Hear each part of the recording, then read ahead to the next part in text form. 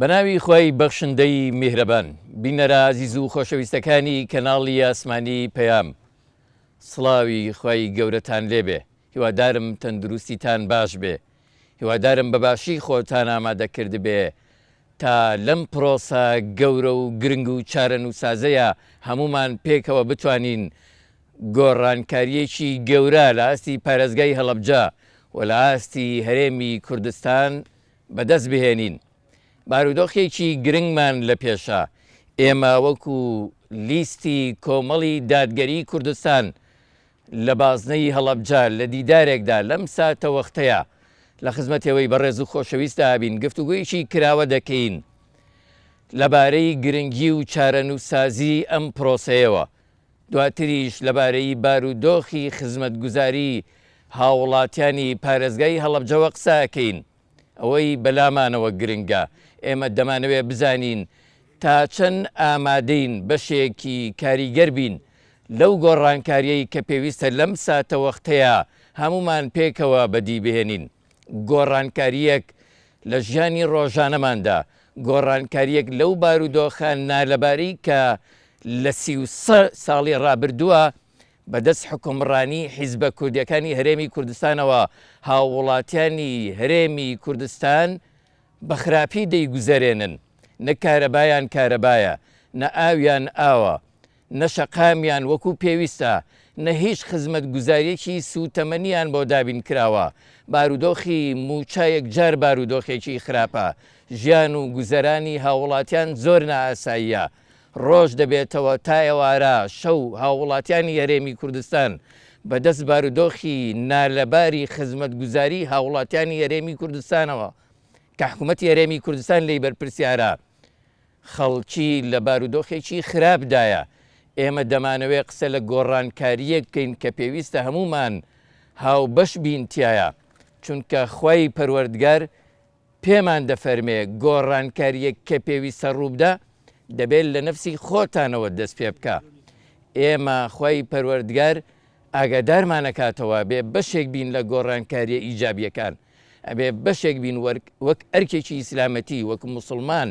ئەرکمان لە سەرشانە، ئەبێت دەستبارگری یەکتر بین، ئەبێ یەک ڕیز بین، ئەبێ برابین و تەبابین بۆ بەدیهێنانی گۆڕانکاریەک کە هەمومان لەم بارودۆخ و ساتە وەختەدا پێویستمان پێێتی. ئازیزان، ئێمە لیستی کۆمەڵی دادگەری کوردستان بازنەی هەڵەبجە لە خزمەت تاداین خۆمان دەناسێنین و ئەو بەڕێزانش کە لەگەڵماندان بەشێکن لە هاوڵاتیانی پارێزگای هەڵەبجە لێرە ئامادەیان هەیە سپاسیانەکەین، زۆر بەگەرمی بەخێرهاتنیانەکەین، بەخێرهاتنی کاندیدا بەڕێزەکانی شەکەم. من لێرەوە وەکو خۆم دەست بە ناساندنی کاندیدەکانەکەین و دەچینە خزمەتیان بەڕێزانەش. عەباس محەممەد عەلی سەرۆکی لیستی کۆمەڵی دادگەری بازنەی هەڵەبجە بۆ هەڵبژاردننی پەرلەمانی کوردستان ژمارە 1. بەڕێزان، من ڕۆڵەیەکی ئەم پارێزگایم لە یەکێک لە گوندەکانی هەورامان لەدایک بووم. هەر لێرە گەورە بووم، بەشداری سەرجەم موعانات و بارودۆخە ناهەموار و نالەبارەکانی ئەم پارێزگایم کردووە. یەکێک بووم لەو هاوڵاتیانەی ئەم شارە بەرجینۆسایدێکی گەورە کەوتووە. لە دوای ڕاپەڕینیشەوە لێرە لەم پارێزگایە دەژین بە ئومێدی ئەوەی کە پارێزگایەکی نمونەیی بێ، پارێزگایەک وایە کە زۆرترین خزمەت بکرایە. بەڵام بە دڵنیاییەوە پێتانەڵێم یەکێک بووم لەو هاوڵاتیانەی کە زۆرترین موعانات و بارودۆخی نالەبارمان بینیوە لەم پارێزگایە. لەگەڵەوەشدا درێژەمان بە خوێندن داوە، خوێندنی ئاساییمان تەواو کردووە. خاوەنی 2 بڕوانامەم، بڕوانامەی دیبلۆم لە بواری پەروەرداوە، بڕوانامەی بەکالۆرۆسم هەیە لە بواری ڕاگەیاندن و لە تەمەنی لاوێتیمەوە چوومە تا بواری میدیا و ڕاگەاندن و ماوەی 30 ساڵە خزمەت بە هاوڵاتیانی هەرێمی کوردستان و بە تایبەت پارێزگای هەڵەبجە ئەەکەم و ئێستا بەڕێوەبەری کەناڵی ئاسمانی پەیامم و سەرۆکی لیستی کۆمەڵی دادگەریم لە بازنەی هەڵەبجە بە ژمارە 1. و دەرفەتە دەما هاوکارانم کاندیدی ژمارە 2 نەسرین غەفار. فەرموو. بەڵێ، من نەسرین غەفار حەمە ساڵح کاندیدی ژمارە 2 لەسەر لیستی 147 کۆمەڵی دادگەری کوردستان لەدایکبووی شارۆچکەی خوڕماڵم هەر لەوێ گەورە بووم و پاشان ئێسش لە شارۆچکەی سیروان بەردەوامم. سپاس بەخوای پەروەردگار هەر لە مۆناڵیەوە کە لە سەحوەی ئیسلامیەوە هێناومانە بەردەوامی تاکو ئێستا یەک ڕۆژدا نەبڕان و دانیشتووی ئەم پارێزگا خۆشەویستە بووین لەگەڵ معانات و نەناو ناڕەحەتی ئەم شارا بووین و ئەزانین چ معانات و ناڕەحەتیەکی بۆ لەگەڵ ئەو ژان و ئازارانەی پێشتر کە ڕژێمی بەعەز بەسەر ئەم خەڵکی دەڤەرەی ئێمەی هێنا وەک هەورامان و وەک شارە زۆر و هەڵەبجەوە پاشان لە حکوومەتی کوردیە کە ئێستا حکوومەتی کوردیە تا ئێستا ئێمە بەردەوامین و الحەمدوللا تا ئێستا دەستێکمانە بوو خۆی پەروەردگار بەردەوامان پێبەخشێ و دواتریش هەر بەردەوامە بین لەسەر خزمەتێکی باش بە کۆمەڵگە و کوردەواری خۆمان و بە تایبەتی بە پارێزگای هەڵەبجە. دەستان خۆش زۆر سپاس. ڕازان ئەبوبەکر کاندیدی ژمارە سێی لیستی کۆمەڵی دادگەری لە بازرگای هەڵەبجە فەرموو. بە ناوی خوای گەورە بەندە ڕازان ئەبوبەکر عارف لەدایک بووی ساڵی 1970 لە ناحیەی سیروان لەدایک بووم. خەڵکی ناحیەی بیارم ڕۆڵەی ئەم پارێزگایە تەبعاً بەندە خاوەنی بڕوانامەی بەکالۆریۆسم لە شەریعە و هەروەها خوێندکاری ماستەرم لە هەمان بوار. کاندیدم لەسەر بازنەی هەڵەبجە لەسەر لیستی کۆمەڵی دادگەری بە ژمارە 147 ژمارەی بەندە ژمارە سێم لەسەر بازنەی هەڵەبجە. طبعاً ئەتوانم بڵێم ئێمە لە تەمەنێکی زۆر لاویە سوپاس بۆ خوا دەستمان بەکاری ئیسلامی کردووە لە ناو ئوسرەکانە خۆمان بینیوەتەوە بەردەوام بووین. سوپاس بۆ خوا توانم بڵێم لە زۆر لە بوارەکانە بۆ ماوەی 30 ساڵ خزمەتمان کردووە. لە بواری پەروەردە سوپاسی خواکەین کە توانیمانە ڕۆڵی گرنگمان هەبێ بە تایبەت لەسەر پارێزگای هەڵەبجە و بە تایبەتی تر لە مەنتیقەی هەورامان لە بوارە کۆمەڵایەتیەکانە و هەروەها لە بوارە مرۆییەکانە و کاری خێرخوازی و هاوکاریکردنی هەژاران و نەداران کە لە ئێستەیە بەڕاستی زەرۆرێتێکی واقعیە بۆ کۆمەڵگەکەمان و بۆ دانیشتوانی پارێزگاکە. ئەتوانم بڵێم سوپاس بۆ خوا دەوری گرنگمان بینیوە. جا لێرەشەوە بەڕاستی ئێمە ئەمانەوێ ئەم خزمەتەمان بەردەوام بێت بۆی بتوانین بەتوانا و هێزمان بەتوانا و عیلم و زانستمان بتوانین خزمەتی هاونیشتیمانیانی پارێزگای هەڵەبجە بکەین. زۆر سپاس. بەهارخان بەهارکەریم کاندیدی ژمارە 4 لیستی کۆمەڵی دادگەری لە بازنەی هەڵەبجە فەرموو. بەنای خۆی بەخشندەی میهرەبان من بەهارکەریم ئەمین کاندیدی ژمارە 4 لەسەر لیستی 147 کۆمەڵی دادگەری. من لە ساڵی 1970 لە شاری هەڵەبجەی شەید لەدایک بووم. خەڵکی هەڵەبجەی شەیدم لە تەمەنی مناڵیمەوە لەگەڵ ئازارەکانی هاوشاریەکانم گەورە بووم. لە سەرەتای یەکەم ساڵی خوێندنمەوە ڕاکردن و بەژمەینەتی و ژێرزەمینەکانی هەڵەبجە بۆ بەشێک لە ژیانمان و هەر بە سەرەتای دروستبوونی ناڕەحەتیەکانی هەڵەبجە ئێمە وەکو خێزانێکی دانیشتوی هەڵەبجە ئاواری ئێران بووین. دووجا ئاواری ئێران بووین ساڵی 1970 لە کاتی کیمابارانەکەی هەڵەبجەوە ساڵی 92 کاتی کۆڕەوەکەی کوردستان. لە سەرەتای مناڵیمەوە لە تەمەنی 12 ساڵەوە تا ئێستا لە کاری ئیسلامیە ئیشەکەمە کە ویژە گەڕێتەوە بە ساڵی 92 کە ئەو کات مناڵێک بووم تا ئێستا بەردەوامیم هەیە لە کاری دەرس و دەوری و کاری ئیسلامیە. بەندە بەهۆی بارودۆخی ناو شاری هەڵەبجە خوێندەکانم بە چەند قۆناغێک تەواو کردووە. لە ئێستایا دەرچووی پەیمانگای زانستی ئیسلامیم دەرچووی خولی هەنگاوم بۆ پێگەیاندنی 100 کادیری پێشکەوتوو لە ناو کۆمەڵی ئیسلامی کۆمەڵی دادگەری و خاوەنی بڕوانامەی تیئۆتیم کە بێ بە بەشێک لە ڕاهێنانی ڕاهێنەران و هەروەها خاوەنی بڕوانامەی ئافرەتی سەرکردم و هەروەها کۆمەڵێکی زۆر بڕوانامەم هەیە خاوەنی بڕوانامەی جوتیاری گەنجم لە ئیش و کارەکانمە الحەمدولیلا سپاسی خواکەین کە دەورێکی باڵامان هەبوو لە ناو بزافی ئیسلامیە لە ناو ڕێکخراوە خوشکانە لە ناوی ڕێکخراوی خوشکانە دەورێکی کاریگەرمان هەبووە لە ناو ماڵبەندەکانە کە بە تایبەتی ئێستا من وەک بەرپرسی پێشووی ئەنجومەنی یەکی خوشکان کارم کردووە. کار و پرۆژەکانمان جێگای دەستخۆشی هەموو لایەک بۆ سپاس بخوا کە ئێمە کۆمەڵی خوشک بووین جێگە دەستمان دیار بۆ لە ناو شاری هەڵەبجەیە لە ئێستاژ ئەم خوشکەتان کاندیدی ژمارە 4 لەسەر لیستی کۆمەڵی دادگەری ژمارە 147 هیوادارم جێگە متمانی هاوشاریان و دانیشتوانی شاری هەڵەبجەی شەید بم سپاس بۆ ئامادەبوونی ئەم بەڕێزانی کە ئێستا ئامادەن لەلامن. زۆر سپاس بەڕێز کاک عادل عیزەت کاندیدی ژمارە 5 لە لیستی کۆمەڵی دادگەری کوردستان بازنەی هەڵەبجە فەرموو. زۆر سپاس. بەناوی خۆی بەخشندە و مێرەبار من عادل عیزەت ساڵی 1985 لە هەڵەبجە لەدایک بووم.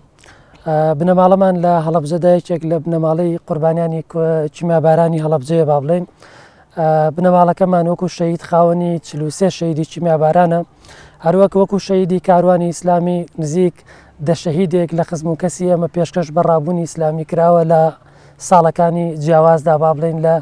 خەبات لە دژی بەعز دواتر لە شەڕەکانی ترکە بزوتنەوەی ئیسلامی و پێشتریش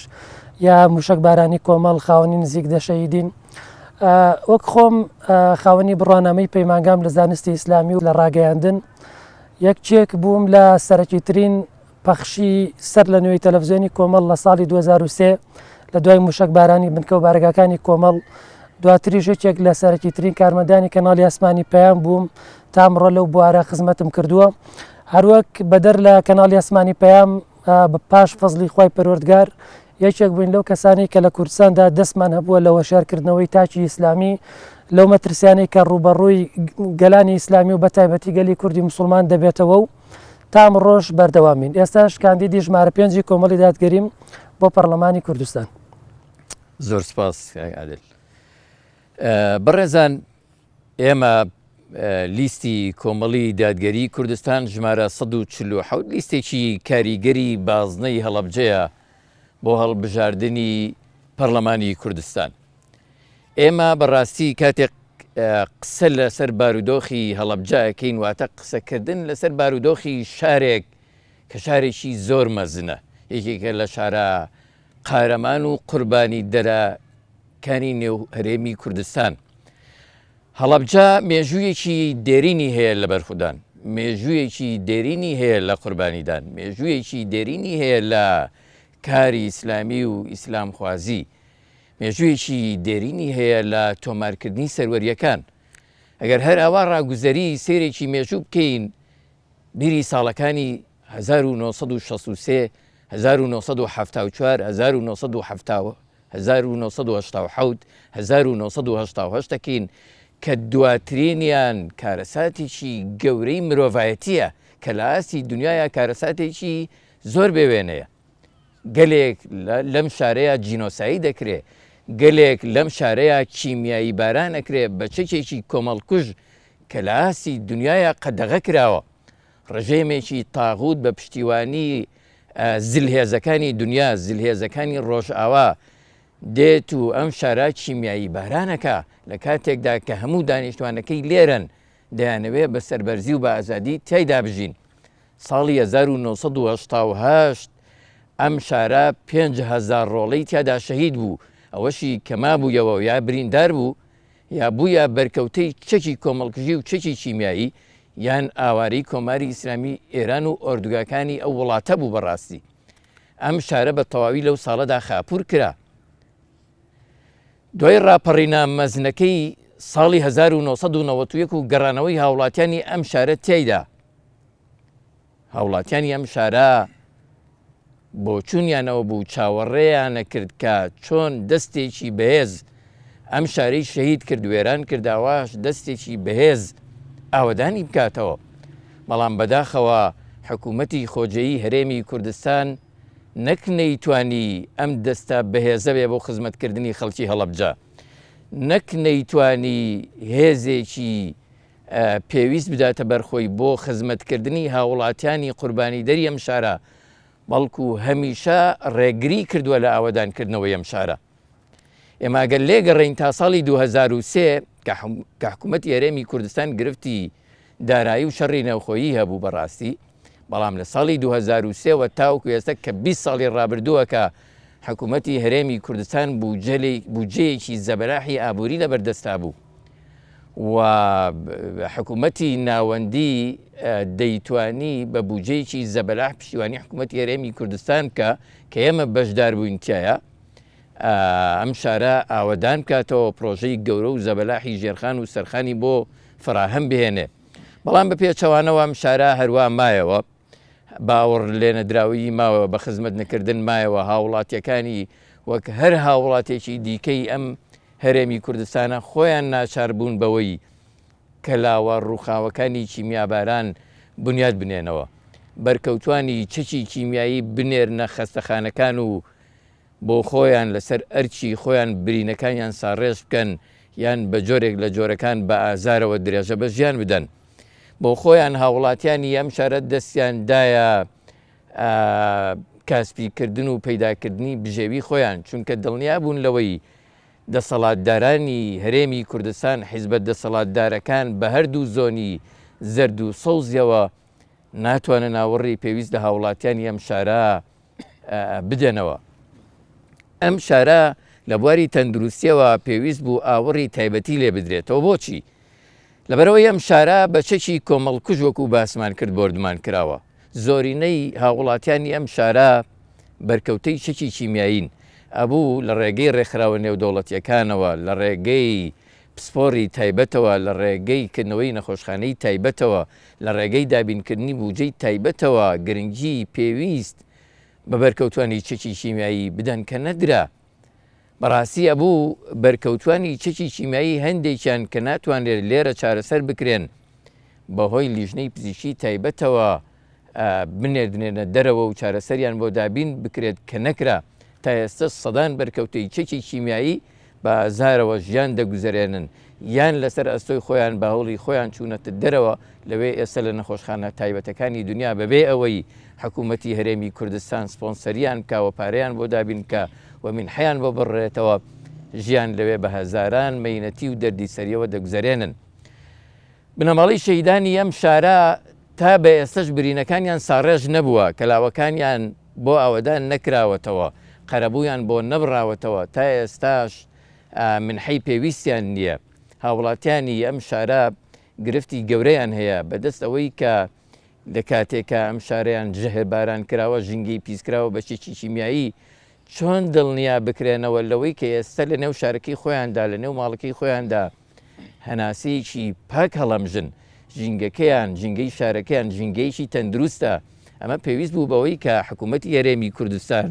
وەلایەنە پەیوەندیدارەکان ئاوەڕی پێویست بدەنەوە لە ژینگەی ئەم شارە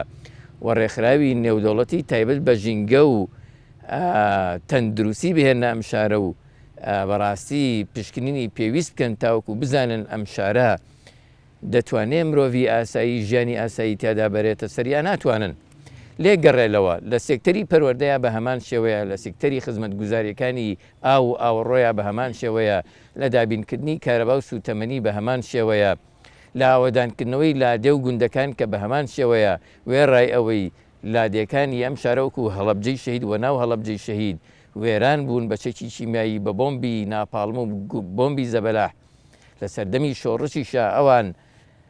خزمەتی گەورەیان بە پێشمەرگە کردووە و حکوومەتی عێراق و ڕژێمی عێراق ڕای گواستوون. هەر لەو کاتانەیە لە ساڵەکانی هەشتا و هەفتایە ئەوان لەگەڵ خاک یەکسان کراون و خەڵکەکەیان ڕاگوێزراوە بۆ ئۆردوگا دروستکراوەکان و ئۆردوگا زۆر لە ملەکانی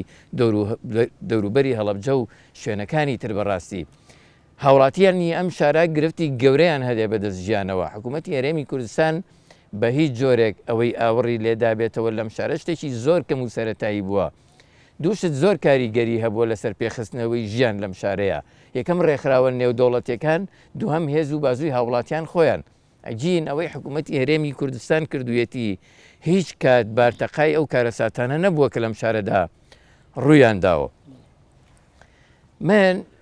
نامەوێ هەموو برینەکانی هاوڵاتیانی ئەم شارە لێرە بخەمە ڕوو، بەڵکو دەمەوێت هاوکارانم لێرە یەکێک دەرفەتیان پێ بدەم وەکو خۆم چۆن پەنجەم خستە سەر هەندێ برین، ئەوانیش بەشداری پێ بکەم و قسە لەسەر بارودۆخی نالەباری ژیان و گوزەرانی هاوڵاتیانی خەڵکی هەڵەبجە بکەن. بەڕاستی دەگەڕێم بۆ لای کاک عادل. کاک عادل تۆ فەرموو لەبارەی بارودۆخی هەڵەبجەوە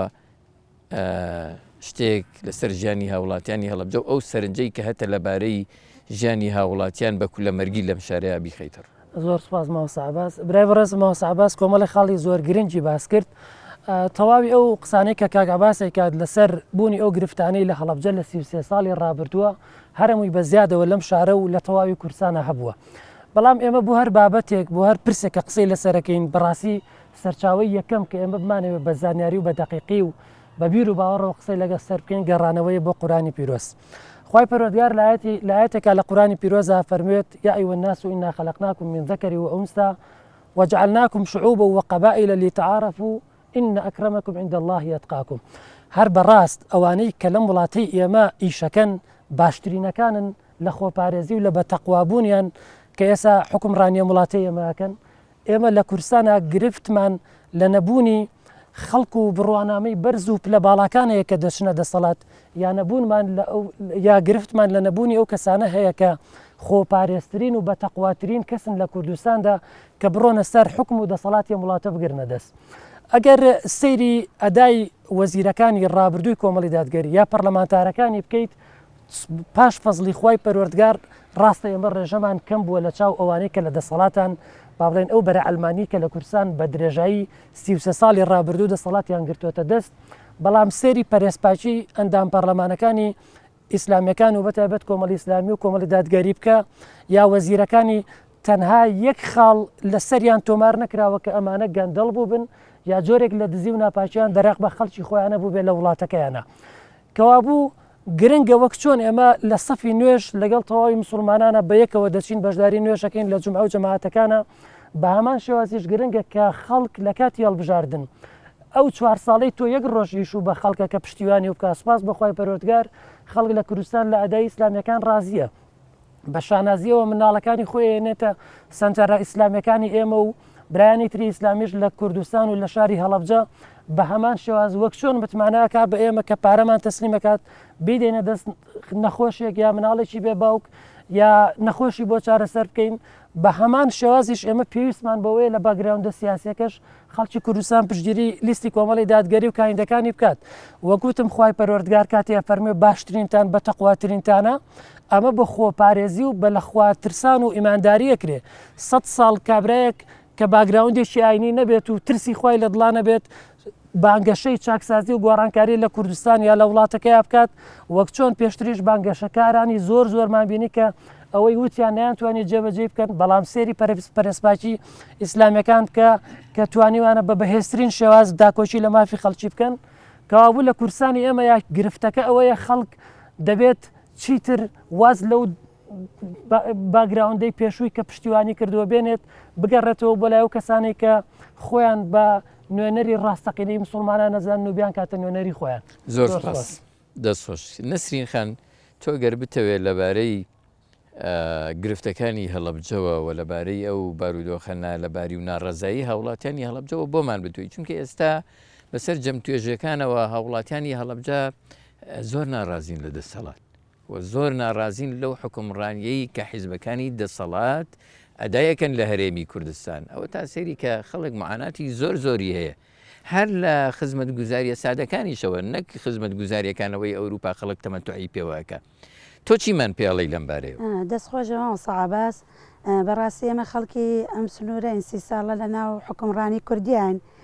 کە سەیری ژیان و گوزەرانی خەڵکەکەین ئەچینە ناو خەڵک هەموو چمکە توێژەکانە بینین سێکتەرەکانی پەروەردە بینین تەندروستی نەبینین کارەبا بینین ڕێگەوبانە بینین بەڕاستی ئەمە شیاوی خەڵکی هەڵەبجە نییە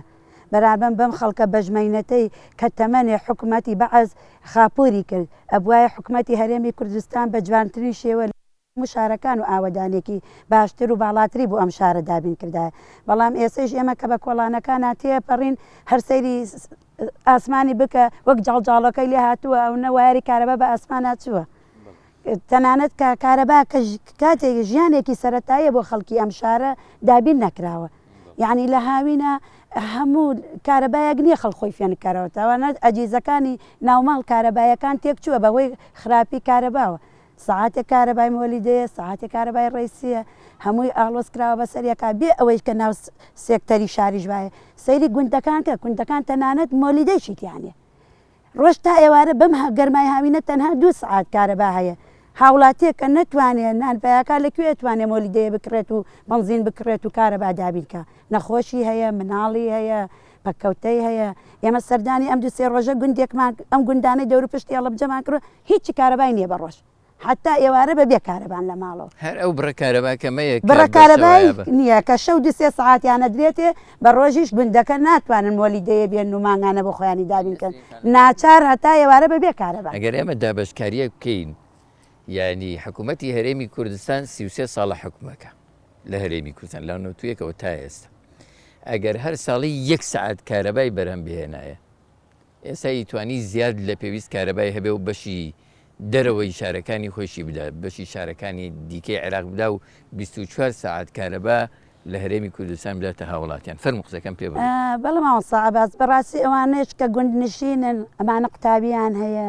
ئەمانە خەڵکیان هەیە بەڕاستی ئەمانە ژیانیان لێ مەحروم کراوە ژیانیان نییە سەیری ناو کۆڵانەکانیان کە لە زستانە هەمووی قڕوچڵپاوە لە هاوی ناتەپ و تۆزە هیچ خزمەت گوزاریان نەگەڕاوەتە بۆ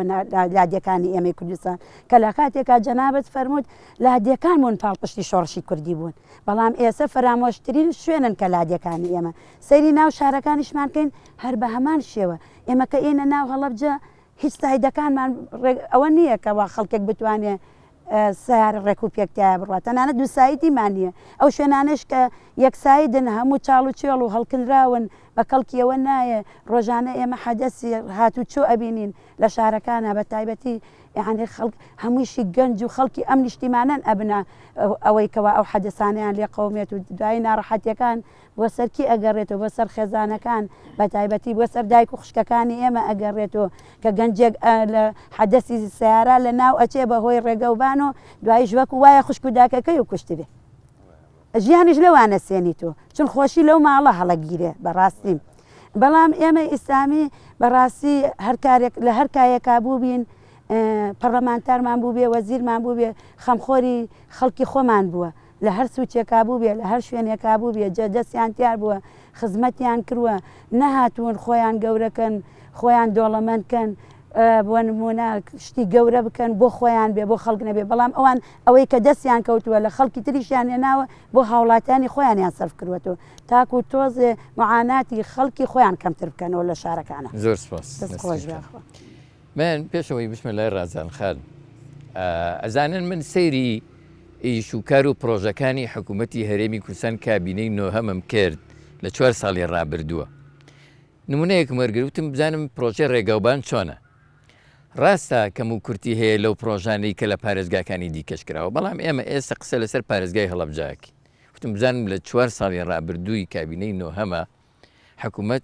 چەند پرۆژەی ڕێگەوبانی بۆ پارێزگای هەڵەبجە کردووە بڕواکەن یەک پرۆژەی تیان نەبوو یەک پرۆژە یعنی ئەمە کارەساتە ئەمە شکستێکی زۆر گەورەیە یەک پرۆژەی ڕێگەوبان لە کابینەی نۆ تەمەنی 4 ساڵی ڕابردووە لە پارێزگای هەڵەبجە جێبەجێ نەکراوە فەرموو بڵێ تەبعا ئەگەر بمانەوێ پێناسەی ئەم شارە بکەین هەستەکەم ئەوەندە خاڵ هەیە کە بە جوانی پێناسی بکەین طبعا ئەم شارە شارێکە توانم بڵێم زیاد لە پێویست زۆڵمی لێکراوە هەر لە زمانی حکوومەتی بەحسەوە و دواتر لە دەسەڵاتی حکوومەتی کوردیشە طبعا هاونیشتیمانیانی ئەم پارێزگایە یان ئەم شارە بەڕاستی زوڵم لێکراوە زۆر دڵیان خۆش بوو لەوەی کە ئەچینە ناو حکوومەتێکی کوردیەوە و بە جۆرێک لە جۆرەکان خزمەتی زیاترەکرێن و ئاوڕیان لێ درێتەوە بەڵام بەداخەوە توانم بڵێم ئاستی خزمەتکردنی دەسەڵاتی کوردی لە خاڵێکی زۆر بەڕاستی نزمایە ئەگەر ژمارەی بۆ دابنین هەستەکەم ژمارەکەی ئەوەندە نزم بێ ئێمە وەکو هاونیشتیمانیانی ئەم شارە خەجاڵت بخۆینلەوە بەڕاستی ئەم شارە قوربانی زۆریاوە ئێمە زانین بەداخەوە پەراوێستترین پارێزگایە لە دەسەڵاتی کوردی و لە کوردستانە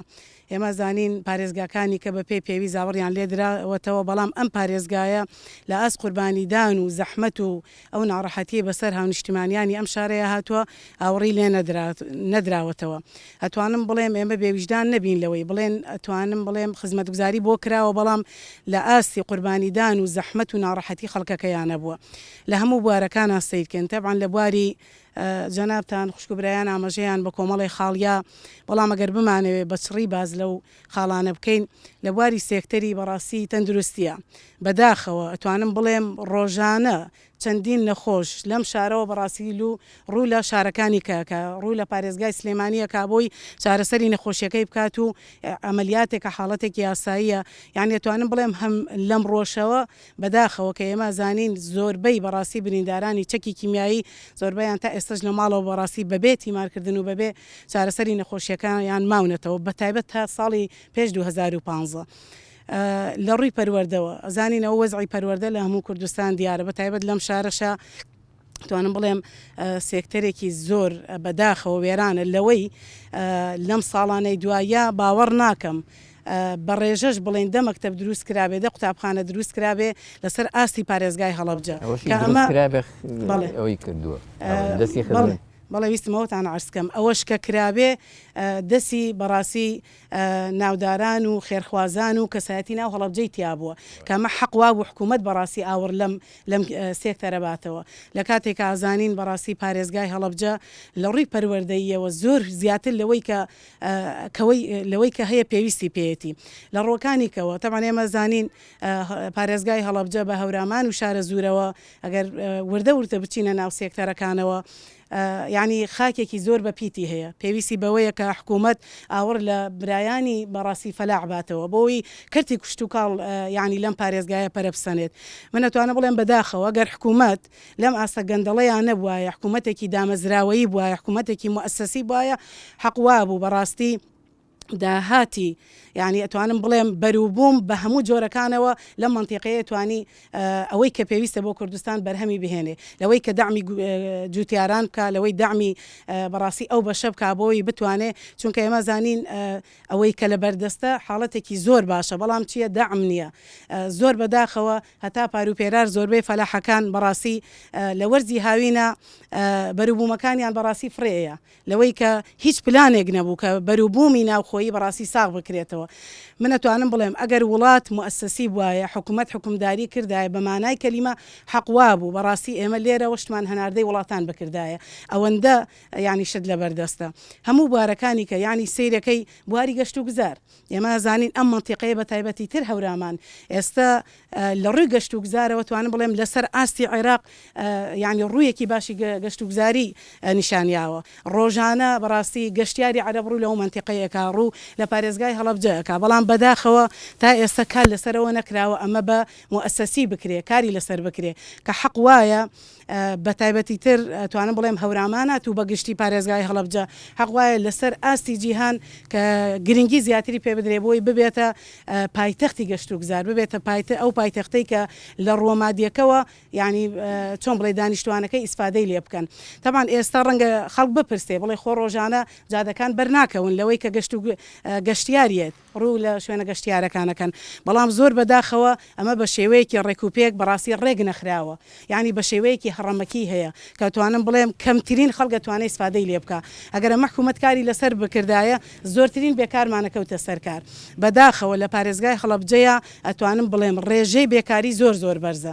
یعنی نزیک لە 11,000 خەریجمان هەیە لەم پارێزگایە کە بەڕاستی دانەمەزراوە من تەحەدایەوە ئەکەم هەر ماڵێک گەنجی تیاابێ گەنج ژیانی لێ عکس بووەتەوە یعنی بەڕاستی ڕۆژەکەی خەوێ شەوەکەی یەتە بازار و یەتە دەرەوە لە بێکاریە لە بێ بەرنامەیە لە بێ پلانی حکوومەتە یعنی ئەمە خۆی بۆ خۆی بەڕاستی بەرەو قەیرانێکی زۆر خراپترمانە بە یعنی گەنج لە هەر وڵاتێکە بەڕاستی بەفیعلی کاری نەکرد ئەمە خۆی بۆ خۆی داڕوخانی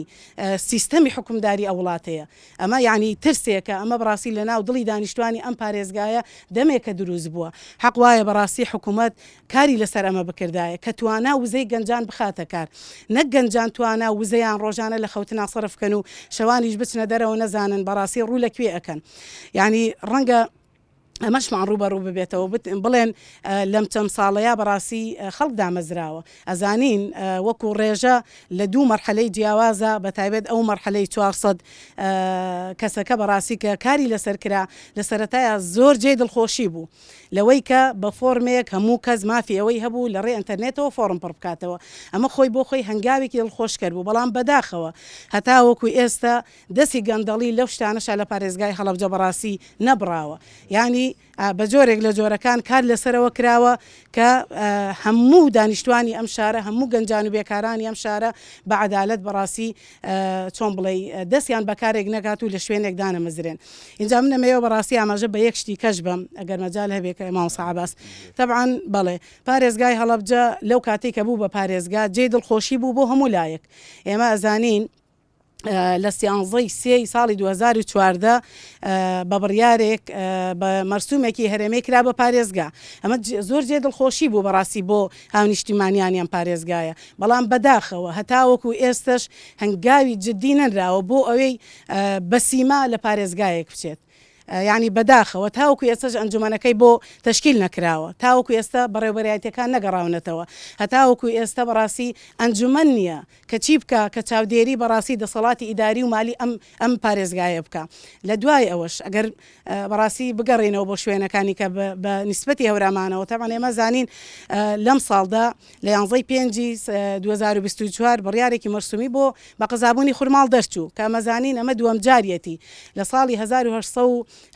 شەجارێکی کە بڕیاری بە قەزابوونی خورماڵ دەرچووە لە زمانی دەسەڵاتی عوسمانیا بەداخەوە لە دوای 45 ساڵ کرایەوە بەناحیە. هەر ئەو کات قەزای گوڵعەمبەری ناوبوو لە دوای توانم بڵێ مەمە لە سەدەیەک زیاتر ئەم زوڵمەی لێکرێ لە ئێستا شاکە کراوەتەوە بە قەزا زۆر بەداخەوە کاتی یاسایی تەواو بووە کە 3 مانگە تا ئێستا هەنگاوی جددی نەنراوە بۆ ئەوەی بەڕاستی ئەم قەزایە بکەوێتە سەر پێی خۆی. ئێمە ئەمانەوێەوە بڵین وەکو ئاماژەمان پێدا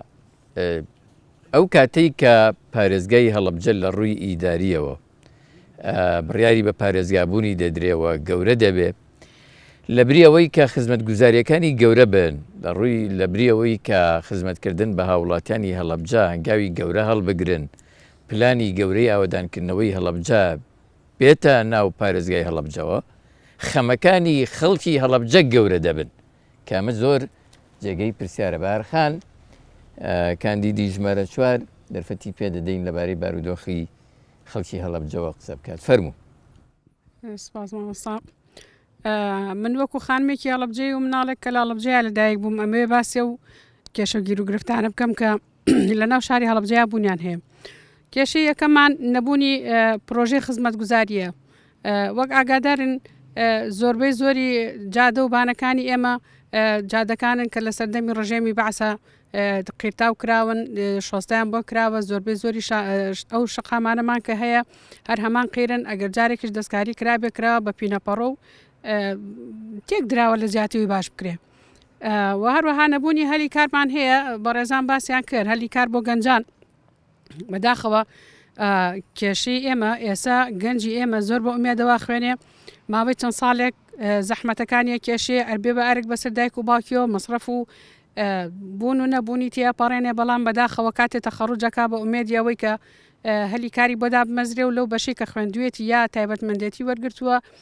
خزمەتێک بکە بەداخەوە هیچ بوارێکی دامەزراندن هیچ بوارێکی ئیشکردنی لەو بەشەی خۆیان دەست ناکەوێ بەمەش گەنجەکانمان ڕۆیان کردوتە شارەکانی دەروی هەڵەبجە بۆ کاسبیکردن بەمە دوورەکەونەوە لە خێزانەکانیان ئەچنە چەندەها گەنجە چنە شوێنێک ئەتوانین بڵێن لە هەنێ حاڵەتا تووشی پەروەردەیەکی نادروستە بن کامەش خۆی بۆ خۆی گیر و گرفتێکی زۆر دروستەکە بۆ ئەو گەنجانەی ئێمە. کێشەیەکی گەمان لە ناو شاری هەڵەبجەیە زۆربوونی چاخانە و نێرگەلە و زۆر یاری بێسوود هەیە کە گەنجەکانمان کاتەکانی خۆیانیان زۆر بەسەر ئەبەن ئەزانین لە هەر شوێنێکە چاخانەیە کراوەتەوە هێڵێکی ئەنتەرنێتی فری بۆ دانراوە کۆمەڵێک گەنج ئەچن لەوێ چا خۆن دۆمینەکەن یعنی هەموو کاتەکانی خۆیان سەرفەکەن بە کۆمەڵی یاری بێسوود کۆمەڵی قسەی نەشیا لە ناوێنە بڵاو بۆتەوە کۆمەڵێک ڕەفتار و توندی و هەڕەشەی و ئەمانە کە لەگەڵ گەنجی ئەم سەردەمەی ئێمەیان ناگونجێ گەنج ئەبێەوە بەرهێنەر بێ گەنج ئەبێ پرۆژەی هەبێت بە هاتووی خۆی بنیاد بنێ بەڵام گەنجەکانی ئێمە بەداخەوە ئەو کێشەیان بۆ دروست بوو لەبەر ئەوە ناتوانن خاوەنی گیرفانی خۆیان و سەرمایە خۆیان بن. کێشەیەکی کە ئێمە وەک خەڵکی هەڵەبجە بریندارانی چەکی کیمیایی هەڵەبجێ کە ئێستا ئێمە بەداتا لە بەردەستمایە 339 کەسمان موچەی برینداری کیمیاییان لێ بڕاوە بەداخەوە ئەمانش کە کۆمەڵێک کەسانی بەڕێزن ئەوەی ژەڵم بەداخەوە جار ئێبینین کە وەفاتەکەن بۆ ئازارەوە گەڕێنەوە بۆ لای خزم کە سوکاریانە گەڕێنەوە بەردەم بارگای خوای گەورە لە دوای 33 ساڵ لە حکومڕانی کوردی و لە دوای 36 ساڵ لە کیمابارانی هەڵەبجە ئەوان هەر خاوەنی ئازارەکانی خۆیانن خاوەنی زۆرترین عیلاج بەکارێنن زۆر جار بۆ عیلاجەکانیان نەچنە دەرەوەی شاری هەڵەبجە ئەچنە وڵاتی ئێران ئەچنە وڵاتی سعودیە ئەمەش بەداخەوە کە کێشەیەکە بۆ کە سوکاری ئێمە و کە سوکاری شەیدانی هەڵەبجە و بریندارانی چەکی کیمیایی و هەروەها کێشەی کەمان هەیە کە هەزار کەس تا ئێستا فۆرمیان پڕ کردوتەوە بە تەمای ئەوەن کە لیژنەی تەندروستی و وەزارەتی شەهیدان ببینرێت تا ئێستا ئەو لیژنەیە هیچ کەسێک لەو هەزار کەسەی نەبینیوە کە ئەمەش مای نیگەرانی زۆری دروست کردووە لە لای ئەو هاوڵاتیانەی کە برینداری چەکی کیمیان کە خاوەنی شەهیدانی شەهیدی کیمیابارانی هەڵەبجەن و هەروەها کێشەیەکی کەمان هەیە ئێمە بۆ ئەو کەسانی کە خاوەنی یەک کەسن کە شەهیدی کیمیابارانی هەڵەبجەن ڕاستە گەڕێکێکیان بۆ کراوەتەوە لە بەردەم گوندی عەبابەی لێ کۆمەڵی خانوویان بۆ کراوە بەڵام هیچ خانوویەکیان خانوەکان هیچ پرۆژەیەکیان نییە نە قوتابخانەیان هەیە نە مزگەوتێکی وایان هەیە نە خەدەماتێکی ناو کۆڵان و ڕێگەوبانەکەیان هەیە ئێسشکەی بینین زۆرترین زۆری خانوەکان چۆڵن و هەر تەواو نەکراون لەگەڵ ئەو هەموو پاکی و جوانی کە لە ناو هەڵەبجە هەیە من زۆر بەداخەوم کە ئەم ژینگە جوانی هەڵەبجە لەبەر نەبوونی کارەبای نیشتیمانی وەکو پێویست ئەم ژینگە جوانی هەڵەبجەمان بە دووکەڵی مۆلی دەکان بەداخەواڵێم ژینگەکەمان پیس بووە کۆمەڵێکی زۆر لەو کەسانەمان کە برینداری چەکی کیمیاین لەبەر نەبوونی ژینگەیەکی پاک ناتوانن ئۆکسجینێکی پاک و سروشتی هەڵمژن ئێستا لە ماڵەکانیان دانیشتون بە جیازی ئۆکسجینی دەستکرد هەڵەمژن بەداخەوە ئەمانش کۆمەڵە گیر و گرفتی بۆ ئێمە دروست کردووە هەروەها کێشەیەکی کەمان کە لە ناو هەڵەبجەمان ئەم کێشەمان هەبێت گەڕێکێکمان هەیە بە ناوی گەڕێکی گۆران سیتی ڕاستە خانوەکانی هەمووی جوانە کۆڵانەکانی پاکوتەمیز کراوە شۆستە و قیر و هەموو شتێکی بۆ دابین کراوە بەڵام تا ئێستا کەمی خزمەت گوزاری هەیە خزمەت گوزاریەکانی نەبوونی قوتابخانەیە نەبوونی دایانگەیە نەبوونی پارک و مزگەوتە تەنیا دوو مزگەوتیان هەیە مزگەوتەکەش ئەوانیش کە خێرخواز دابینی کردو و دوو خانوە کراوە بە مزگەوت کێشەیەکی کە ئێمە کێشەی مناڵەون بۆکانی هەڵەبجێ بەداخەوە ئێسش بە نزیکەی دەیان ماڵمان هەیە ئەگەرم بەدوای مناڵەون بۆکانیان چارەنووسی مناڵەکانیان نادیارە لە دڵە ڕاوکیەکی زۆر سەختە ئاژین ئەخم ئەم مناڵیان مابێ لەکوێ بێ لە چ وڵاتێکا بێ کە بەداخەوە ڕاستە حکوومەتی هەرێمی کوردستان هەوڵی جددی داوە بەڵام دڵنیا بوونەوە لەوەی کە مناڵەکانیان ماوەیان نەماوە ئەمە دەرەنجامێکی زۆر باشە بێ بۆ خاوەنی ئەو مناڵەون بوانە کێشەیەکی کەمان ئێمە وەکو خەڵکی هەڵەبجە تەواریەکمان هەیە ڕاستە خەسەخانەی تەواریەکەمان زۆر باشە کارمەندەکانی دڵسۆزن بەڵام لەگەڵ ئەمەیە ئەگەر کەسێک لە هەڵەبجە تووشی ڕووداوێکی هاتچۆ بێ لە ماوەی نیو سەعات ئەگەر نەگەینتە تەواریەکانی سلێمانی خەسەخانەی سلێمانی بە ئیسعاف نەیبێ تووشی گیان لە دەستدان یاخود برین بوون یان نەخوانە خواستە شتێکی نەخوازراوە بێتەوە ئێمە داواکارین ئەم بنکەی تەواری کە ئێمە هەمانەم نەخۆشخانەی تەواری کە هەڵەبجە هەیە بگاتە ئەو ئاستەی کە لە شوێنەکانی کەوە نەخۆش بێنن بۆ ئێرە نەوەکو لە هەڵەبجەوە نەخۆش بنێرێ بۆ خەسەخانەکانی سلێمانی و سوپاسدانەکەم بەڕێزان من دێمە خزمەتیەوە بەس پێشەوە دەرفەتێکی بچوو کاشتێکی سیرتان پێ بڵێن یعنی لە ماوەی ڕابردوودا گە سێرێکی هەڵەبجە بکەین ئەبینین لە 11 ساڵی ڕابردووە باشە ینی دوو ماوەی حکومڕانی 4 بە 4 و هەندێکی تریش نە سەرۆکی هەرێم توانی بووی سەردانی ئەم شارە بکە ئەم پارێزگایە بکەن نە سەرۆکی حکوومەتی هەرێمی کوردستان بەدەر لەم 1-2 ڕۆژە 1-2 مانگە کە ئێمە ئاماژەی پێدەی لە ساڵی ڕابردووە 6 مانگ مامۆسایان و موچەخۆران لەسەر شەقامەکانی هەڵەبجە خۆپیشاندانیان کرد هیچ بەرپرسێک گوێری ئەوە نەبوو بێ بڵێ داواکاری ئێوە چییە بۆچی هاوارەکەن بۆچی پرۆسی خوێندن ڕاگیراوە چیتانەوێت کێشەتان چییە لە 14 ساڵی ڕابردوودا موچەخۆرانی پارێزگای هەڵەبجە وەکو موچەخۆرانی دیکەی هەرێمی کوردستان بەکەم و کورتی موچە وەرەگرن دەیان مانگ بە نیوە موچیان پێدراوە بە چارەکە موچە پێیان پێدراوە یان هەر موچیان وەرنەگرت واسڵن بە 3-4 مانگێک ئەمجا موچەیەکیان پێدراوە کەسێک ینی نەبووە ئاوڕێکی جدی لەم شارە بداتەوە بەڵام لە ئێستاە کە بانگەشەی هەڵبژاردن هەیە تۆ سێریکە نوێژی سیاسی ئەکرێت لە مزگەوتەکە ئەو ئەلمانیانەی کە باوەڕیان بەخوانیە باوەڕیان بەدین نییە گرت بۆ دیندارانی خەڵکی هەرێمی کوردستان و پارێزگای هەڵەبجە دروستەکەن دێن لە تەکیە و مزگەوتەکانە نوێژی سیاسیەکە باشە پارە ئەبەخشنەوە لەم شارەیە پارەی دزرایی هاوڵاتیان بەسەر شاری هەڵەبجە و هاوڵاتیانی ئەم شارەیە بەخشنەوە هەر بۆ ئەوەی دیسان دەنجیان پێ بدەنەوە سەردا نەکرێ سەرۆکی حکوومەتی هەرێمی کوردستان لە ماوەی دووسێ مانگا دوو جار دێتان پارێزگایە لەبەرەوەی لە بەردەم هەڵبژاردنەکەی هاوڵاتیانی ئەم چارە جارێکی تر نابێ بەمانە بخەڵەتێن تکایە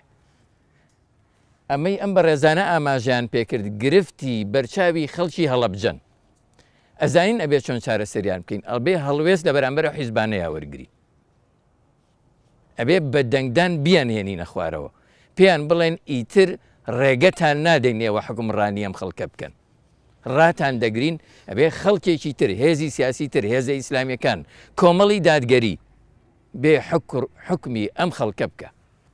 من دەرفەتە دەم بە ئێوە بۆی ئێوەش بیرروڕا و سەرنج و تێبینەکانی خۆتان بە کورتی بخەنە ڕووبەوەی ئێوەش مافیەوەتان هەبێت تعبیر لە خەمەکانی خۆتان بکەن کێ قسەمان بۆوەکە فەرمومایکی لایە دەستخۆشیم بۆ هەر پێنج کاندیدی بەڕێز خوشکوبرانی بەڕێزم دەستان خۆش بێ بۆ ئەم دیدارە و ئەوەی کە ئێوە باستان کرد لە دڵی ئێمە بوو پرسیارەکانی ئێمەتان وروژان و من بەڕاستی لێرەوە داواکاریم ئەوەیە لە بەڕێستان ئەوەی کە ئێوە باستان کرد ئێمە بە درێژی باسی ناکەین کاتی و خوشکبرایانم ناگرم من ئێوە ئینشاڵڵا سەرکەوتوو دەبن گەشتنتان بە پەرلەمان بتوانن ئەو داواکارانی ئەم جەمعی لێرە کە داواکەن و تەواوی هاوڵاتیانی هەڵەبجە داواکاریەکانیان بەجێ بگا نەتیجەی هەبێ چیتر خەڵکی هەڵەبجە داواکاری نەبێ ئەوەی کە لە ڕابدووا بووە چونکو بەڕاستی ئەوەی کە جەنابتان ئاماژەتان پێکرد لە هەموو ڕۆکانە لە هەموو سنتەرەکانەوە سکتەرەکانەوە ئەم شارەیە ئەمە وێرانە ئێوە ئاماژەتان بە کۆمەڵە شت کرد بۆ نمونە لە 2014ەوە ئەم هەڵەبجەیە بۆ بە پارێزگا تەنها ناوە و بێناوەڕۆک لە ڕاستیا بارە دادەڕازان و دادەبار ئاماژەیان بەوە کرد کە تا ئێستا کۆمەڵێ بەڕێوەبەرایەتی نەگەڕاوەتەوە ئەم شارە من لە بەڕێستان داوا لە بەڕێستان دەکەم ئێوە بتوانن کاندیدێکی پەرلەمانتارێکی دڵسۆزم گوانم نیە لە دڵسۆزیتان پەرلەمانتارانێکی دڵسۆز و وێر و چاودێرێکی ڕقیبن بەسەر ئەدای حکوومەت و پەرلەمانەوە و لەسەر داواکاری هاوڵاتیان ئێوە ڕاستە پەرلەمانتاری کۆمەڵی دادگەرین بەڵام لەگەڵ ئەوەشە ئێوە کە پەرلەمانتاری هەموو هاوڵاتیانی کوردستانن و بە تایبەتی شاری هەڵەبجە لە ڕاستیدا ئێوە ئەبێ لەسەر هەندێ سکتەر بە تایبەتی ئیش بکەن سکتەری تەندروستی کارەبا پەروەردە وە سکتەرەکانی تر ئێوە بەڕاستی خۆتان ڕۆڵەی ئەم شارن لە ناو معاناتی ئەم شارە گەورەبوون و ئێستش لە معاناتی ئەم شارەدان پێویستە بەڕێستان زۆر بوێرانە زۆر دڵسۆزانە زۆر خەمخۆرانە ئیشی لەسەر بکەن و نەوەستن ماندوو نەبن لە ڕاستیدا سنتەری تەندروستی ناکرێت ئەم شارە لە دوای نەجەفەوە بووە بە قەزا کۆنترین قەزایە لە دوای نەجەفەوە ئێستا پارێزگایە لە ڕاستیدا لە ڕووی خەستەخانەوە لە ڕووی نەخۆشەوە کە ئاماژەتان پێکرد ناکرێت نەخۆش لێرە بۆ بەسیترین نەخۆش ڕەوانەی سلێمانی بکرێت بڕۆ لەو سلێمانە لەوانەیە لە 100 دکتۆرە 50 دکتۆریان ڕۆڵەی ئەم شارە بن ئەکرێت داوا بکرێت ئەم ڕۆڵانە بگەڕێنەوە بۆ ئەم شارە گرنگی بە شارەکان و خزمەت بە شارەکەی خۆیان کۆن بە خزمەت بە دایک و باوک و ڕۆڵەکانی خۆیان بکەن دەستان زۆر سپاس فەرموون بەناوی خۆی گەورە دەستخۆشیم بۆ مامۆستا عەباسی بەڕێز و ستافە بەڕێزەکەی هەیە هیوای سەرکەوتنتان بۆ ئەخوازین بتوان خزمەتی دین و نیشتیمان بکەن لە ڕێی ئەو پۆستەی شەڵا کە سەرکەوتوو بن تێە من ئیشارە بە شتێکەکەم کە دادڕازانی بەڕێز تیشێکی خستە سەر گەنجانمان بەڕاستی گەنجان بوونەتە تەسحی بڵێم ئەم وڵاتە نەک هەرێمێ هەر وڵاتێ گەنجی نەبێ بۆ پێشکەوتن بەڕاستی ئەو وڵاتە بەرەو داڕمانەچێ هەزاران گەنجمان هەیە لەم وڵاتە توانیان هەیە شەهادەیان هەیە یعنی بە هەموو مناعاتەکانی ژیان خوێندن تەواوەکەن و تا ناڕەحەتی ئەو باوکە دەسماندوان کرێکارانەی کە خوێندن تاواکەن بە منداڵەکانیان هیچ هەلێکی کاریان بۆ نەخر نەقساوە لەم وڵاتەیە زۆربەی گەنجانمان سەری خۆیان هەڵگرت لە ڕووبارەکانی ئیجەیە ئێستش بە جەنازەی هەزاران کەس حوت خواردی لەو بەحرەیە ئایا کێ بەرپرسیارە لەمە ئەو گەنجانش کە هەندێک لەم مەرزانە ئیش ئەکەن بە شەوانە کە خەڵک خەوتووە بەداخەوە لایانی دەسەڵاتدار ئەیان کوژن بۆ نمونە ئەم ماوە پێشۆ گەنجێکی بەڕێزی ناحیە خورماڵ شەهید کرا کە تەنها بۆ قوتی ئەوە ئەچێ کە ماڵ و مناڵ و خوشکەکانی بژێنێ بەڵام بەداخەوە لەم هەرێمەی کوردستانە دەست ناوەتە بینەقاقەی هەموو چین و توێژەکان چون و توێژەکانی ئەم وڵاتە داوە لە بەڕێستانەکەم ئینشاءالله کە بتوانن ئەدایەکی ئیسلامیانە پێشکەش بە هەرێمی کوردستان بکەن سپاس بۆ خوا کە کارەکانتان شایەنی یعنی شایەتی ئەوە ئەیەن کە توانی وتانە لەم هەرێمەی کوردستان جێگەدەستان دیار بێ داوە لە گەنجانی بەڕێزەکەم داوە لە گەنجانی شاری هەڵەبجەی شەهیدەکەم کە بتوانن ئەم دەسەڵاتە بگۆڕن داوە لە دانیشتوانی شاری هەڵەبجەی شەهیدی بەڕێزەکەین کە بەشداری هەڵبژاردن کەن و بتوانین ئەم سیستەمی حکومڕانی ئێستا بگۆڕین دەستان خۆش بێ زۆر سپاس فەرموو بەناوی خۆی بەخشندە و میرەبان دەستخۆشی لە کەناڵی پەیامەکەین بە خێراتنیکان لە بەڕێزەکانەکەین بەڕێزانێمە وەک ئاوڵاتیان و شاری هەڵەبجە چەندەها جار جینۆساید کراوین ئەمە هەر یەکەم جار نییە کەوا مەعانات و کێشە و گرفتمانەوێ هەر لە سەردەمی ڕژێمە یەک لە دوایەکانی عێراقەوە جینۆساید کراوین پاشان لەنەوەی کشەوە لە سەردەسی ڕژێمەکانی کاربەدەستانی خۆمانەوە جینۆساید و ئەنفال کراوین بە تایبەتی کارەساتەکانی کیمەباران و ئەنفال بۆیە من وەک هاوڵاتیەک نازام لەکوێوە دەست پێ بکەم ئەوە نە کێشە و گیرروگرفت و غەم و پەژارەمان هەیە ئەگەر وەک مامۆستایەک باسی بکەم سەیرەکەین موچەمان خوراوە موچەمان فۆتاوە موچەمان ڕاگیراوە موچەمان پاشەکەوت کراوە لێ بڕاوە و سرە بەرزکردنەوەی پلە بەرزکردنەوەمان ڕاگیراوە و هەروەها موچەکانمان لە کاتی خۆیان نادێ بۆیە کێشە و گرفتی بۆ دروست کردوین سرە ڕای دانەمەزراندن و بە هەمیشەییکردنی وانەبێژان کە ئەوە گرفتێکی گەورەتریشە پاشان وەک کە مندامێ من باسی کێشەی خۆمانکەن من تەنها 100,000 دینار ئیسفا دەکەم لەم دەسەڵاتە ئەینایتر باقی سێکتەرەکانی ژیانم بەتاڵە و هەروە ئەگەر وەک برینداری کچێکی کیمایی باسی خۆم کەم لە 1970ەوە ئەناڵین بەدەست چێکی کیمیاییەوە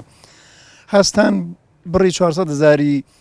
مانگانیان بۆ بڕینەوە وەک من بەڵام بەداخەوە ساڵ و 6 مانگێک بێ ئەو موچەیان بڕیون و ڕیان گرتووە بۆ ژمارمان 339 کەسە ئەمەیان لێ بڕیوین کەوا هاندەرێکی باش و بۆ عیلاج و پێویستەکانی ژیانمان بەداخەوە ئەمە بەشێکی کەمی هاوڵاتیانی هەڵەبجەیە و هەروەها چەنەها کێشەی کەش کەوا بەڕێستان باسان کردووە براکان مخشەکانی کەشم باسیەکەن بۆیە من وەک هاوڵاتیەک دەنگدەرێکی سەرسەختی کۆمەڵی دادگەریم ژمارە 147 و هەروەها بە پشتیوان و فەزلی خوای گەورە ڕایان دەگرین و داوا لە هاوڵاتیان و خزمان و دۆستان و قوتابیان و مامۆستایان و کەس و کار و هەموو هاوڵاتیانەکەین دەنگ بەم لیستە بن سەری بخەن بۆ ئەوەی کەوا ڕایان گرین و لە گەندەڵی پاکیان کەینەوە و بیانێن نەخوارەوە زۆر سپاس ئەگە کەسێک ما بێتەوە ئەفەرموو بە ئەمە کۆتا بەشداریە چونکە بەرنامەکەمان بەرەو کۆتایی ڕوە بەڵێ بسم الله الرحمن الرحیم دەستخۆشیتان لێ یەکەم بەڕاستی یۆک و دانیشتێکی شاری هەڵەبجە نازانین لەکوێوە دەست بخەینە سەر برینەکانی ئەم شارە ئەوەنە معاناتی خەڵکەکەمان زۆرە و دانیشتوانمان زۆرە لە هەری کوێک دەستنیشان بکەین کۆڵە معاناتی تایە. یەکەم خاڵ دەسەڵات خۆی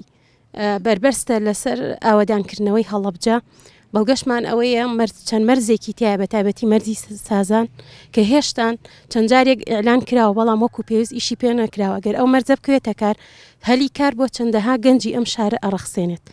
خۆی ئەوێتە بربەست بۆ ئەوەی کەوا پەرە بە مەرزەکانی هەڵەبجە نەدرێت بۆ ئەوەی ئاوەدانی نەکەوێتە شاری هەڵەبجە خەڵک ڕوو لە شاری هەڵەبجە بکات. خاڵێک ترمان ئێمە لە چواردەوری هەڵەبجە چەند شوێنێکی گەشتیاریمان هەیە بەڵام بەداخەوە هێشتان بەپێی پێویست ئەو شوێنانە ئاوەدان ناکرێتەوە. ڕاستە یەکەم جار بەردی مناغیان بۆ دانراوە ئیشیان تیا کراوە بەڵام دوای ئەوە تۆ شوێنە گەشتیاریەکان پێویست دەکات کەوا چەند ساڵ جارێک ئاوەدانی تیا بکرێ گۆڕانکاری تیا بکرێ. نمونەشمان سەیرانگای چاوگە کە چەند ساڵ لەمەوە پێش دروست کراوە هەتا ئێستا سەیرەکەی بەرەو کاڵبوونەوە ئەڕات بە خزمەت گوزارێکی پێویستی نەکراوە و ئاوەدان نەکراوەتەوەکو پێویست. خاڵێکی تریش باخچەکانی ناوشاری هەڵەبجە ئێمە چەند شوێنێکمان هەیە کە شوێنی دیاری کراوە قۆرخ کراوە بە ناوی باخچەوە بەڵام هەتا ئێستا لە ناو شارە دەستکاری نەکراوە. نمونەشمان ئەو پارکەی بەردەمی گوڵانە گوڵانی سەر و سیرەکی چەند ساڵێک چواردەوری بۆ کراوە بەڵام هەتا ئێستا بەردی بناغی دانەنراوەکەوە ئیشی لەسەر بکرێت چونکە ئەگەر لە ناو شارابی تۆ پێویستیت بە پارکە پێویستیت بە سەوزاییە بە تایبەتی ئەم شارە کە گیرۆدەی دەسی چەکی کیمیابارانە چەنەها نەخۆشمان هەیە هەر لەوانەیە نەتوانێت بڕاتە دەرۆ بۆ ئەوەی جەوێ بگۆڕێ بەڵام بۆ ئەو پارکانەی کە نزیکی شارە بتوانێت جەوێکی خۆی بگۆڕێت و بێتاقەتێکی خۆی دەرکات. خاڵێکی تریش دەسەڵاتدارانی ئەم شارە خۆیان ڕێگرن لەسەرەوەی کۆمپانیەکان ڕووناکەنە شاری هەڵەبجە. بەڵگەشمان زۆرە لە کاتێکا چەندها کۆمپانیایەت لێرە ئیش بکات لەبرە بەرپرسەکانی ئەم شارە و دەرەوەی شاریش ئەبنە ڕێگر لەبەرەوەڵەن یا ئەبێ بە شەریکی بەشێکمان هەبێ لەم پرۆژەیە یا ئەوە تا نایڵن ئەبنە هۆکاری ئەوەی کەوا پرۆژەکان لە شاری هەڵەبجە بنیاد نەدرێت لەبەرەوە بنە هۆکاری ئەوەی کەوا گەنجانی ئەم شارە بێژ بن. ئێمە سوپاس بۆخوا کە ساڵانە لە پۆلی 12 چەنەها گەنجی ئەم شارە قوتابی ئەم شارە پلەی بەرز بەدەستی هێنن دکتۆرمان هەیە محامی مامەیە هەیە بەڵام بەداخەوە بەهۆی ئەوەی کەوا دەسەڵات خۆی ئەبێتە ڕێگر سیرەکەی خزمەتی زیاتر شارەکەی خۆیان ناکەن ئەڕۆنە دەرەوەی شار یان ئەڕۆن سەری خۆیان هەڵەگرن بەرە وڵاتانی ئەوروپا. لەبەرەوە ئێمە داوا لە جەماوەری بە شەرەفی شاری هەڵەبجەکەین ئەمانەیان لەبیر بێ. من پرسیارێکیان لە یەکەم بۆ پارەیان نییە بیدەن بە معاشخۆران بۆ پارەیان نییە پرۆژەکانی هەڵەبجە پەرە پێ بدەن بەڵام ئێسای ئەو پارە هی کێیە یان لە هەڵەبجە دابەشی ئەکەن و سەوتی پێکڕن. ئێمە پێیانەڵین قیامەتی خۆتان مەفرۆشن بۆ دنیا چونکە بەڕاستی کە تۆ دەنگێک ئەدەی بە نەحەق چەند ساڵێکی تر ئەو ناحەقیە بەردەوامە بێ. لەبەرەوە وجدانی خۆتان مەفرۆشن داواتان لە گەنجان و لە لاوانی ئەم شارەکەم ڕایان گرن بەسە ئیتر دەستخستنە قڕوگی تاک بە تاکی خەڵکی ئەم شارە. زۆر سپاسانەکەم بۆ ئامادەبوونتان دەستان خۆش بێ. من یەک تا دوو خولەکە دەمە هاوڕێیانم چونکە کاتی بەرنامەکەمان تەواو بووە یەکی دەرفەتی ئەوەمان هەیە ئەوەندە قسە بکەین لە بەهارخانەوە دەست پێەکەین. منۆکو خانمێکی هەڵەبجەیی کە کاندیدم لەسەر لیستی کۆمەڵی دادگەری داواکەم لە ڕۆژی هەڵبژاردن بتوانین تۆڵەی خۆمان لەم حکوومەتە بکەینەوە کە 33 ساڵە بە هەموو شەیەکمان چەوسێنێتەوە داوا لە هاوشاریان و خزمان و دۆستانمانەکەین پێکەوە بە دەستە جەمی ڕووبکەنە بنکەکانی دەنگدان دەنگەکانی خۆیان بدەن بە لیستی کۆمەڵی دادگەری ئەوە خزمەتەکانی ئێمەیان لە پێش چاو بێ ئەوەی کە ئێمە کردومانە بەم ئیمکانیاتێکەمەوە ئەگەر لە پێشتر ئیشی باشمان کرده بێ دڵنیاین ئەگەر ئیمکانیاتێکمان لە دەستا بێ ئیشی باشترمان پێکرێ و ئەتوانین خزمەتی خەڵکی زۆری هەڵەبجە بکەین. داواتان لێکەین بتوانین خۆتان بەخشن بە لیستی کۆمەڵی دادگەری و لە نێوانیشیاندا بە ژمارە 4 کە بەهاری حاجی کەریمی چورەستانیم داواتان لێ یەکەم بە دەنگەکانتان ئەم کێشانەی کە لە هەڵەبجایە بنبڕی بکەن و سپاس بۆیەوە. رازان خان فەرموو. لە ڕاستیدا من یەک پرسیارەکەشمەوەیە لە کۆی دەسەڵاتی کوردی لە کوردستان لە سەردەم پارێزگاکان خۆزگە ئەمانزانی ئەوەندەی وعد بە پارێزگای هەڵەبجە دراوە بە تایبەت لە 16 سێە ئەو هەموو وعدە گەورە بەڕاستی دراوە بەداخەوە جێبەجێ نەکراوە لە هیچ پارێزگایەکی کەیە ئەوەنە وعد نەدراوە. هەموو کاتێک بەرپرسان لە 16 سێە وعدیانیاوە بەڕاستی خزمەت بەم شارە بکەن قەرەبووی ئەم شارە بکەنەوە بەڵام بەداخەوە بەداخەوە دوایی جارێکی کە بەداخەوە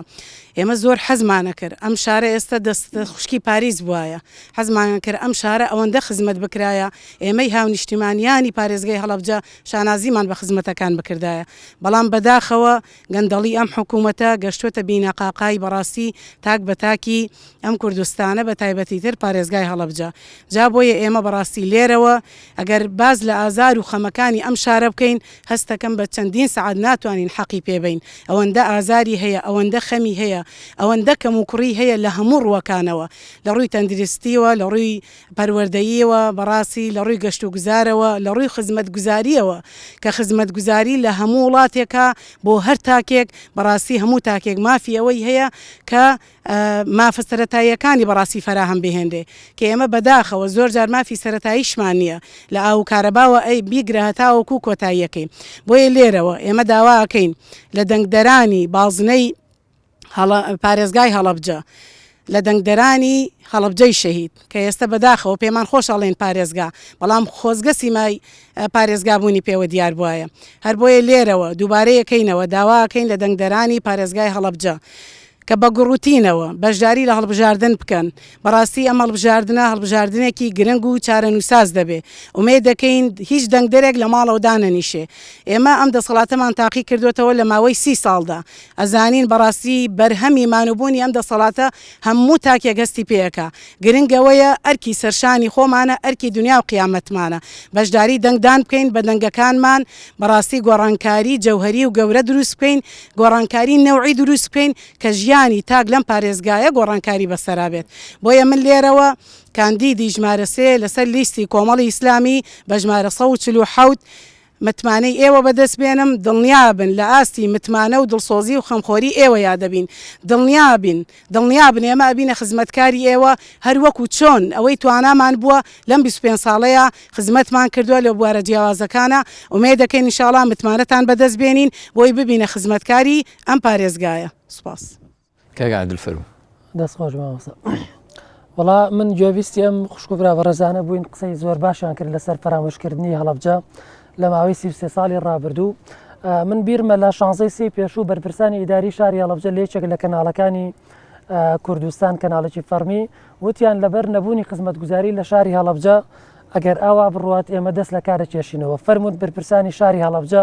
ئێستا پێشەوەی هەڵبژاردن بکرێت و لە سەنگی مەحەک بدرێن ئەگەر ڕازگۆن لەگەڵ ئەو قسەی کە لەو کەناڵە کردان دەست لە کار بچێشنەوە بابەتێکی تر لەسەر ئەوەی کە ئەگەر خوای پەروەردگار نەسڕەتی پێبەخشین و هەر کەسێک لە ئێمە یا براتان ڕۆشتە پەرلەمان منۆک خۆم ئیشی لە پێشینە و سەرەکیم داکۆشیکردن و بەرگریکردنی سەرسەختانە بێت لە شوناسی ئیسلامی گەلەکەمان کە پێکومان پاراستنی شوناسی ئیسلامی کەسانی موسڵمان و دەستپاک و داوان پاک لە پەرلەمان دەتوانن کێشە و گرفتی خەڵکی حەل بکەن کاک موعتەسەم باسی گرفتی کارەبای کرد منۆک خۆم پرۆژەیەکم لەسەر گرفتی کارەبا و نەبوونی سیستەمی غاز لە شاری هەڵەبجە نووسیوە تەبەن پەرلەمان تەشریعیە نەک جێبەجێکار لایەنی یاسادانانە لە کاتی بەدەستێنانی متمانەی خەڵکی لە شاری هەڵەبجە بۆ من ئەو دوو پرۆژەیە لەسەر جێبەجێکردن و ڕزگارکردنی خەڵکی هەڵەبجە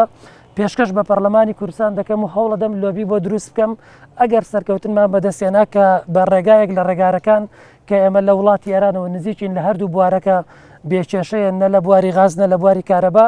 ئەمە دەکەینە پرۆژەیەک و پێشکەش بە پەرلەمانیەکەین و پشت بەخوای گەورە هەوڵی جێبەجێکردنیە دەی زۆر سپاس نەسمیخان فەرموو بەڵێ دەستان خۆش بێ خوشکبرایان زۆر باسییان لە کارە بەڵام ئێمە کە باسی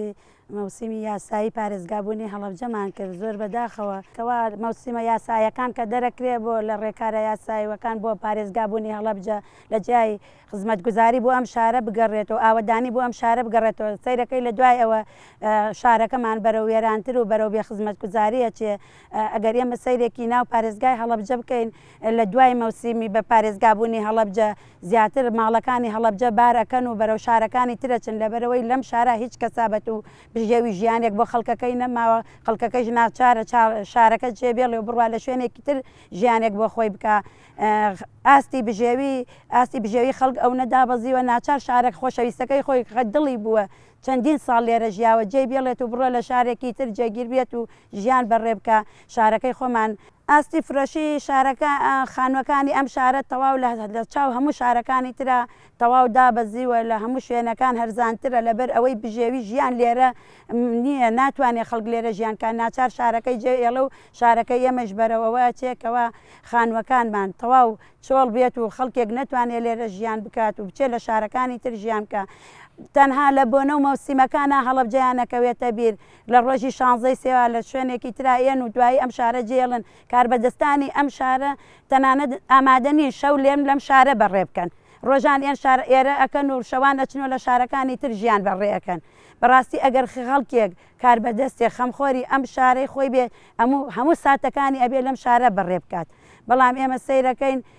تەنها کەسانێکی پاک مسلمان ئەتوانێت خەمخۆری بۆ شارەکەی خۆی بکات دڵسۆزی بۆ شارەکەی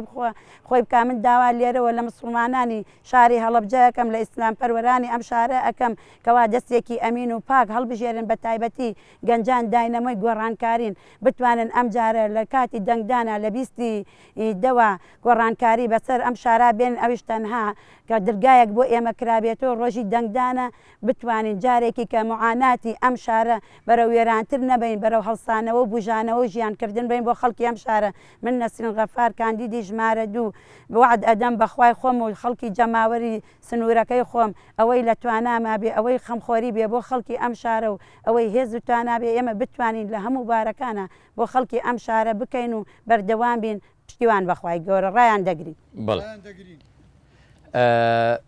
ئازیزان ئێمە لە لیستی کۆمەڵی دادگەری کوردستان بە ژمارە 147 پەیامی خۆمانمان هەیە وەکو ئەم بەڕێزانە بەشێکیان ئاماژەدا ئەوەی ماوەتەوە ئاماژەی پێ بدەینەمەیە ئێمە سەرسەختانە بەرگری لە پیرۆزیەکانی ئاینی پیرۆزی ئیسلامەکەین بەرگری لە مسلمانانی هەرێمی کوردستانەکەین بەرگری لە قوتی خەڵکی هەرێمی کوردستانەکەین بە تەواوی هەوڵە دەین تواناکانمان بەگەڕەخەین بۆ هەڵوەشانەوەی یاسایی بەناو بەرەنگاربوونەوەی تیرۆر و توندوتیژی کە یاسایەکە لە کوردستان لە پەرلەمان دەرکراوە بەکارەهێنرێ بۆ تەسفیاتی سیاسی هەوڵە دەین ڕێگری بکەین لە هەموارکردنەوەی یاسای باری کەسێتی بۆ ئەوەی کە هێزە ئەلمانی و لایکەکان لە هەرێمی کوردستان بەڕگەی جۆراوجۆری تێنەئاخرن تاوەکو بەها باڵا کەلتوریەکانی هەرێمی کوردستان لە شارەکانی هەرێمی کوردستانی پێلەکەدار بکەن و خەڵکی پێ